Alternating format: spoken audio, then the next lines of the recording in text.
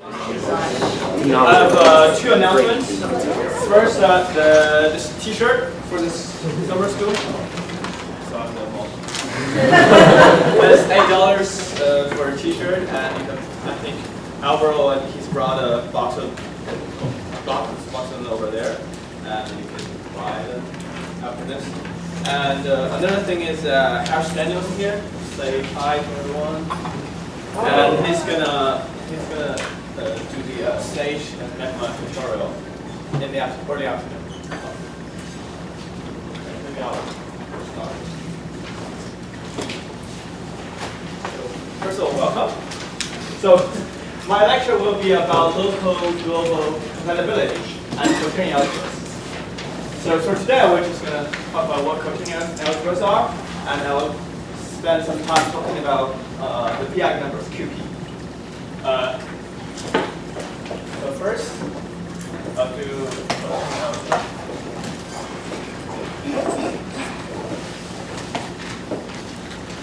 I guess when we start doing serious mathematics, we start to kind of redefine everything. So, like the first thing we do is we define what it means to say natural numbers, and then the next thing is that we add 0 and the inverse of them, negative numbers, and we get z, and then we take the field of fractions, that's q, and then the next step from q to r, there's just some sort of completion step. What we do is that so how this step you can define r systematically from q by doing some so-called identity cut or completion or whatever. There are several axioms equivalent to each other. And from R, you can also go one step further, get to the field of complexes. That is adjoining the square root of -1. And we can wonder, can we go one step further? The answer is, well, what do you mean? There's something called fundamental theorem of algebra, which says that all complex coefficients, non-constant polynomial fx has a 0. I mean a complex signal.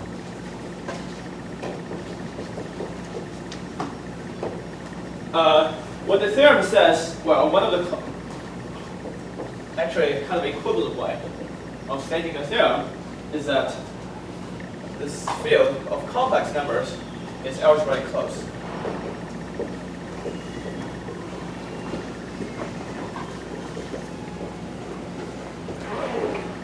I.e., you cannot sort of enlarge C in a finite way to make a bigger field. So that way, no bigger field.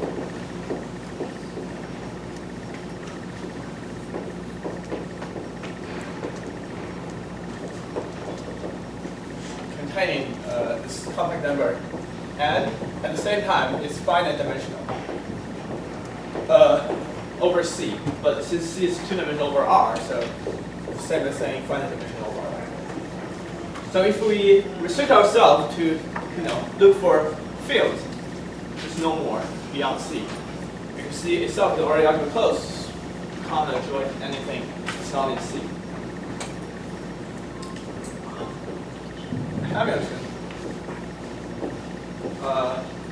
Well, still we want to try to go beyond C and see what else is there. This is kind of all inspired by physics.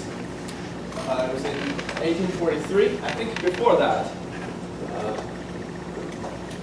I just Wikipedia. I wrote this. This guy actually independently discovered it before 3 years before Hamilton. Anyways, but now he will always refer to it as Hamilton. It's more famous. It says that you can, if you don't look for fields, but you kind of release the condition a little bit, you can find a sort of associative, but not commutative field. in the sense that you don't require the multiplication to AB equals BA, but you want it to be associated, like AB times C equals A times BC. Then you can get something slightly bigger than C. I'm going to denote that by H. Both is H. It's 4-dimensional overall.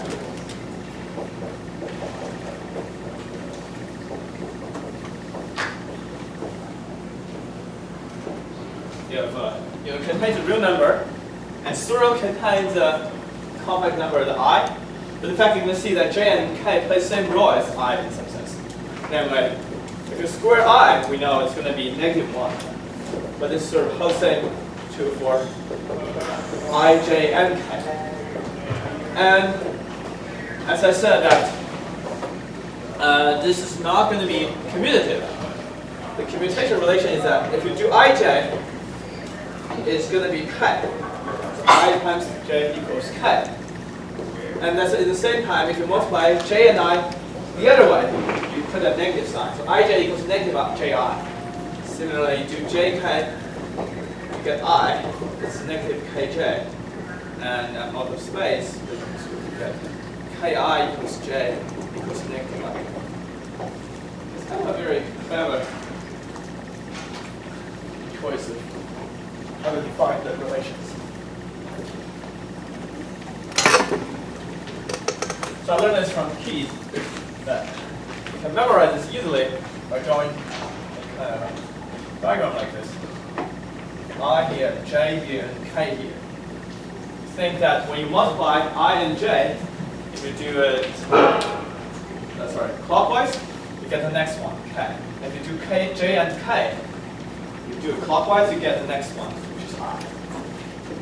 However, if you do it the other way, do J times I, you do get K, but it's negative K.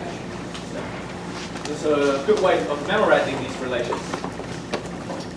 But we can also summarize these relations algebraically by viewing H as an algebra over R with two generators I and J.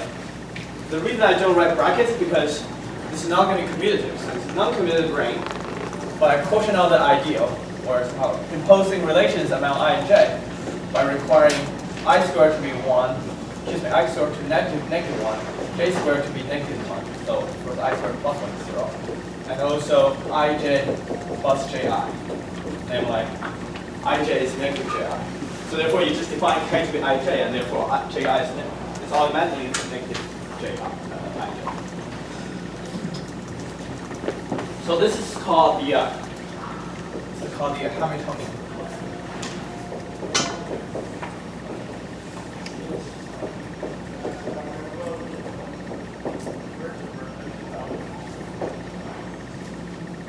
And I want to actually give another name, so it's not very mathematical.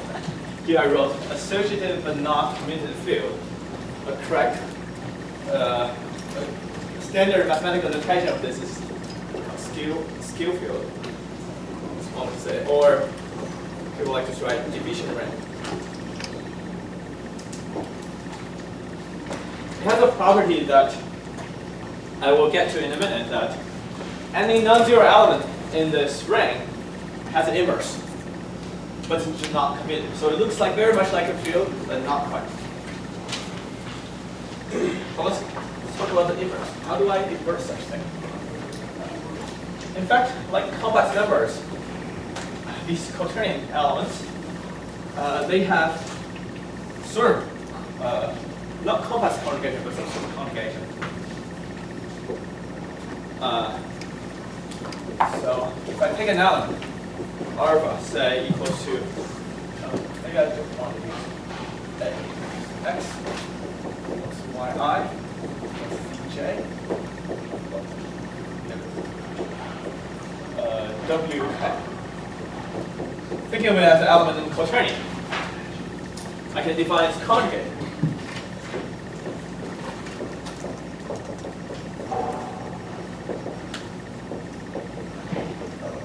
To be alpha bar. When you define complex conjugation, you change the sign in front of I. Now you sort of do the same thing, but think about J and K in the same way. So just sort of change the sign in front of all these J and K. And you can, so let's do some calculation.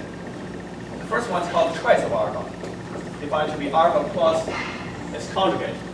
So all the ijk's cancel out, you get 2x. So this belongs to the reals. And maybe more interesting calculation is to take the so-called norm of alpha. It's like for complex numbers, this equals to alpha multiplied with alpha bar.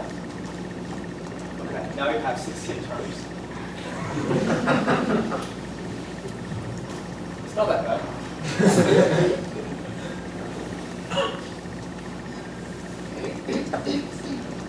All right, let's really do this.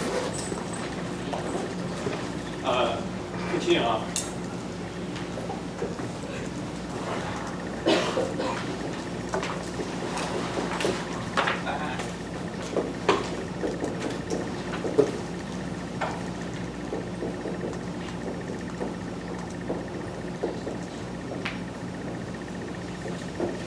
Okay, and maybe let's do the term with x first. So I have x squared, right? X times x, and now I have x times negative yi, and at the same time you have this x times positive yi, so they cancel out. So x times zj cancel with this x, this x times this negative zj cancel with this x times this plus zj. So these sort of cross terms cancel out, right? And now let's maybe do y. Let's do yi. So let me just write it out. So yi times negative yi. Right, so that's the next one you see. But we know that I squared is negative 1. So this is just nothing but y squared. Okay? Still hopeful there are quite a few other terms. So now I do yi times negative zj. And also zj times negative yi.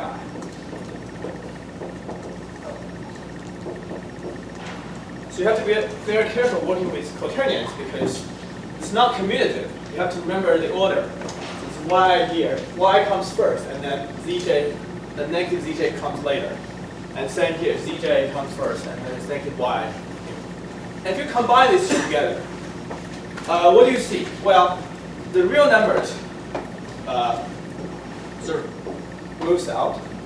It commutes with all the ijk's. But then what do you see? Maybe I'll take the negative sign out too. So here you have negative sign, here you have negative sign. So inside I have ij plus ji. Remember that the order matters. Now we said earlier that ij is negative ji.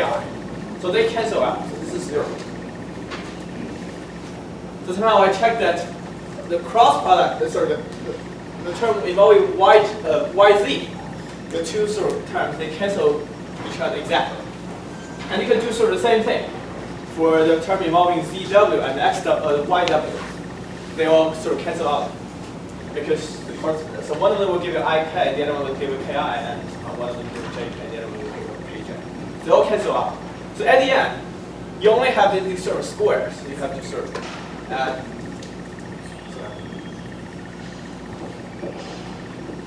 And then I can kind of already see the answers. It's just x squared plus y plus z squared plus y squared. That's a norm. This is also a real number. And now we kind of see how to invert this guy. See, what is our inverse then? Now let me stick it in here. So what is our inverse then? If you look at the sum of squares, it's only 0 if all the x, y, z, w's are 0. So therefore, this is almost always non-zero. So you can, so therefore alpha times alpha bar, because I just want to say that somehow.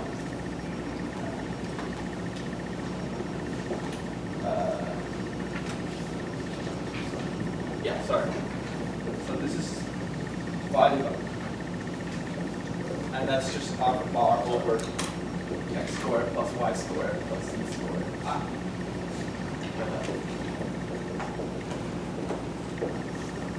So the inverse of alpha would be alpha bar divided by the norm, just like complex numbers. And then the point is that this norm is never 0 unless alpha itself is 0.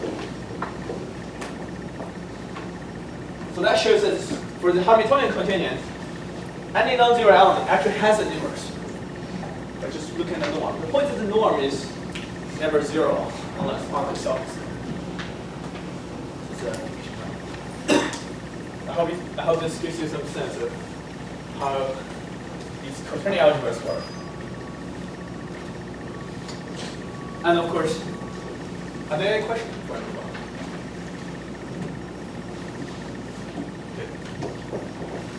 Of course, there's this R, this is H. And you can actually show that if you look for all the finite dimensional algebras over the reals, and you want them to be, if you look for all the division rings over the finite dimensional division rings over the real numbers, there are only these three: R, complex, and H is Hamiltonian. So the question is, well, there are other quaternions like H. Well, in simplest, as I just said, over R, the only finite dimensional, R dimensional, R division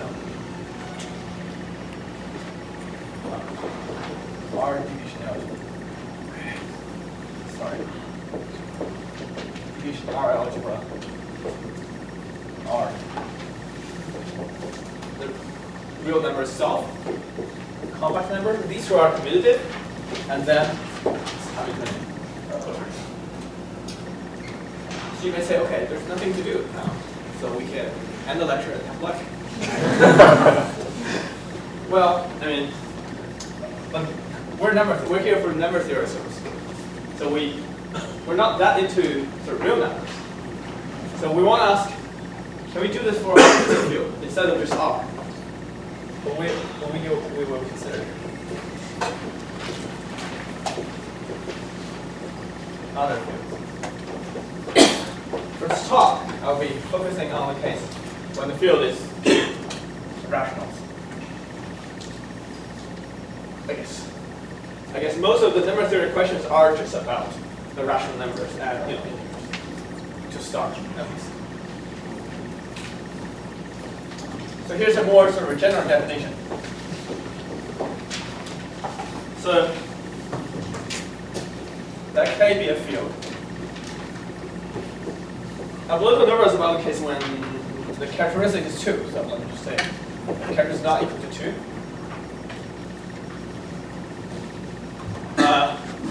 For any numbers a and b in K cross, I want to define a quaternion algebra.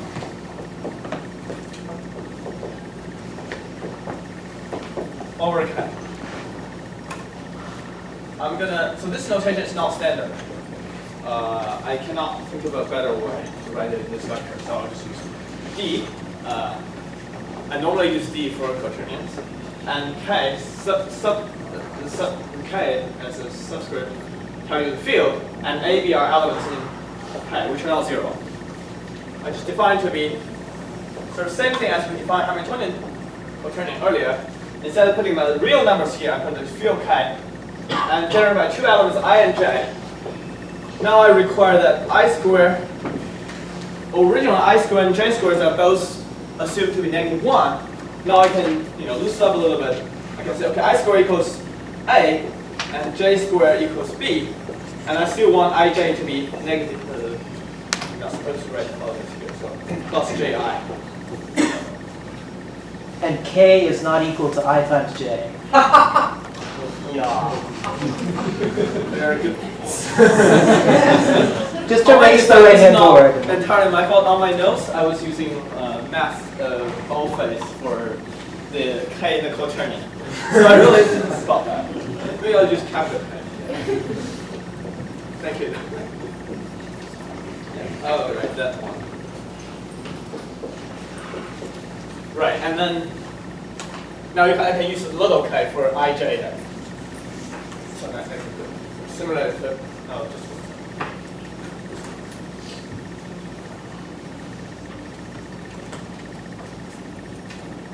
so I can put small k to be ij. Let's make a small computation. So what is k squared anyways?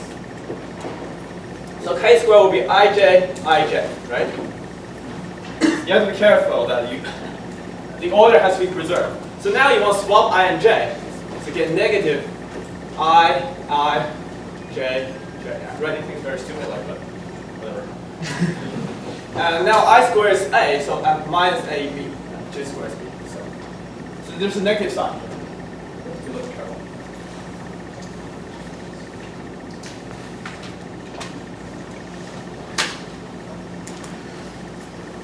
Okay. So let's give an example we have already worked out.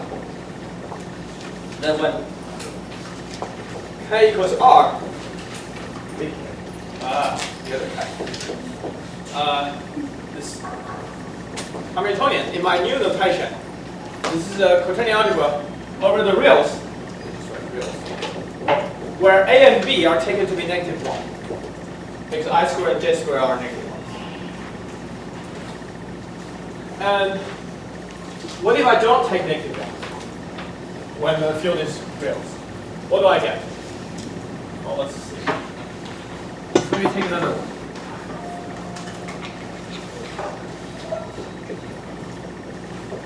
Say I take 1 and negative 1. I mean, I squared is 1, and j squared is negative.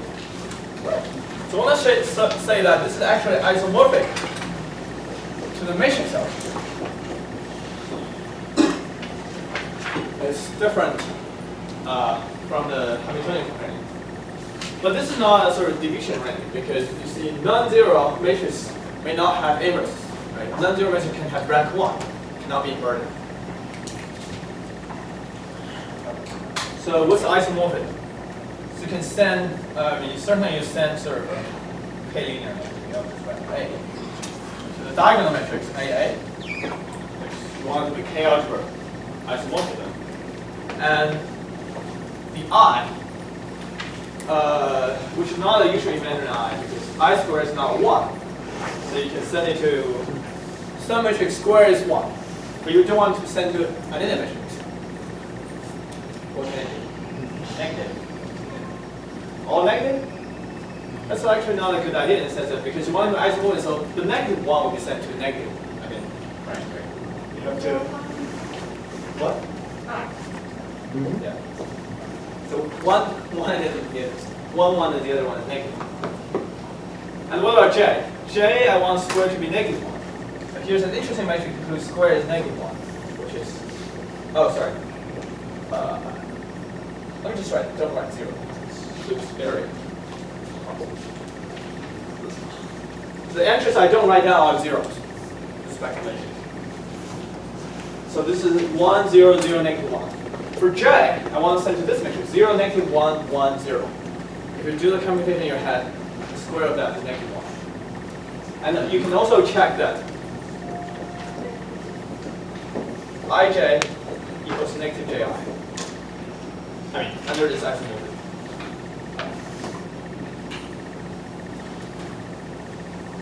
Namely, this matrix multiplied with anti-diagonal minus 1, 1. They're not commuting with each other, but they're commuting up to a sum.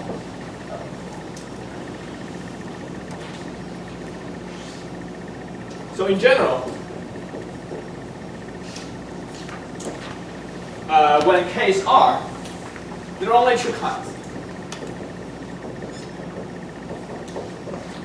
If you have any sort of non-zero real numbers a and b, this quaternion algebra, DRAB, is either isomorphic to the Hamiltonian quaternion if both a and b are negative.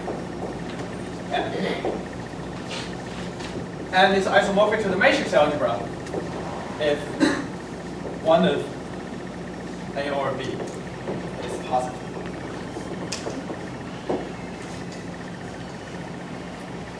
So that classifies all the quaternion algebras over R. Overly simple. So now I want to do the same thing for arbitrary field K. But this is going to be very, very difficult. Why is that? Well, of course, number one, classify all quaternions over, maybe not over arbitrary field, let's just somehow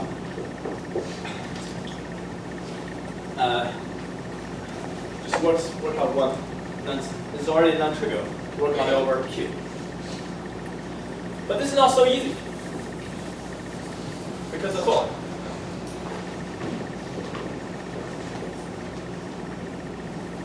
In the sense that, well, okay, it's easy to list all the quaternions.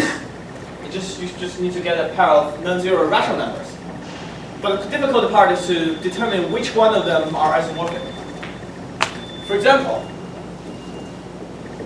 you can swap the two numbers. This is an easy isomorphism.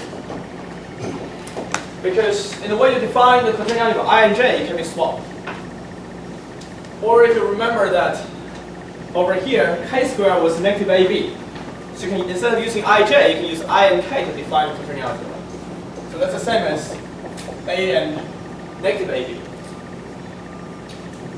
And you can do some other crazy things. For example, I think if I remember correctly, you can do, it turns out this is also isomorphic to A plus B times minus AB. So this A plus B will correspond to I plus J, and this minus AB will correspond to K. So you have all these sort of strange isomorphisms you have to sort out. It's a non-trivial task to actually classify all the quaternion algebras over here. You need A plus B non-zero then. Oh yeah. Thank you. Yes. So the real question is that can we really classify them over Q?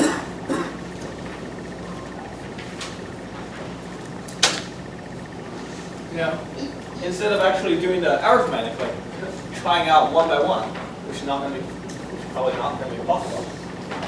Take a more sort of quantum approach. This is the topic of this lecture series, a local global approach. Here's the idea. It's a sort of a simple observation. Is that so if we start with the quaternion algebra with rational coefficients, I can define, so this is algebra. I hope that tensor is okay. This is a four-dimensional vector space over Q, but now I extend the scalar, allowing not only rational coefficients, I allow real coefficients. So this will be a four-dimensional real algebra. So this is the same as just another way of writing dr AB. And we can do some sort of a simple sort of a test of whether two quaternion algebras over Q are isomorphic. Namely the following. So suppose if for two pairs AB and A prime B prime in say non-zero elements, non-zero rational numbers, if we have the corresponding real quaternions are not isomorphic, then there's no way for the corresponding rational coefficient quaternion to be isomorphic.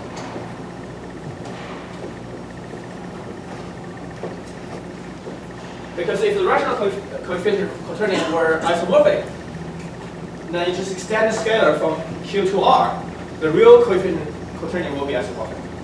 Now I'm doing a contrapositive.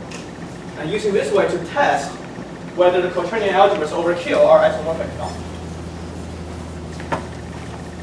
But this is not, well, this is a good start, but that doesn't need to tell you too much because the stuff I'm erasing now tells you that over R there are only two kinds. We're going to see over Q there are infinite many types. So that's not enough to classify all the quaternions over the smaller field Q. So here's a new idea.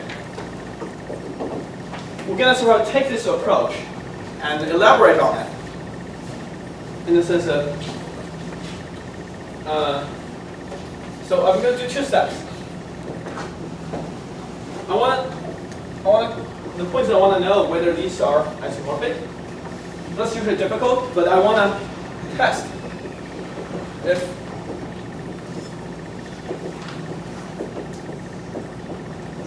they can. Oh, that was a question.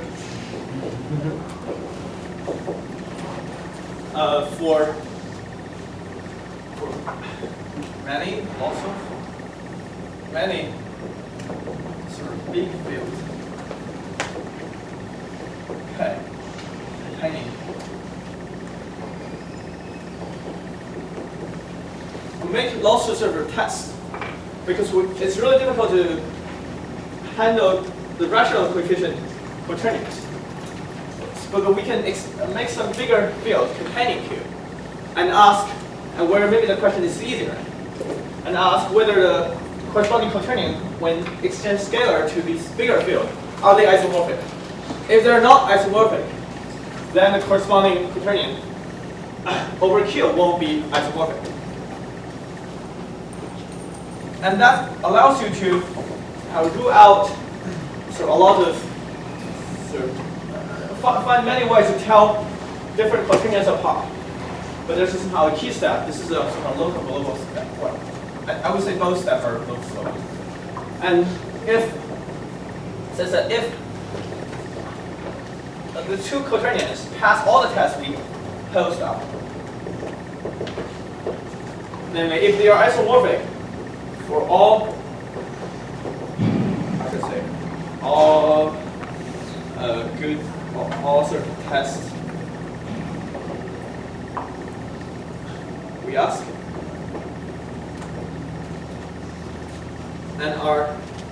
and we can ask a question: are they isomorphic? Namely, over Q, there's really, it's hopeless to test them. But if somehow we test all possible fields that we know how to test already, is that enough to tell me that these two are actually isomorphic? Yeah, we run out of ideas. The only idea we have is that let's just hope that they're isomorphic if pass all the tests. So this is the approach we're going to take. In the sense that, so R will be one of the field K.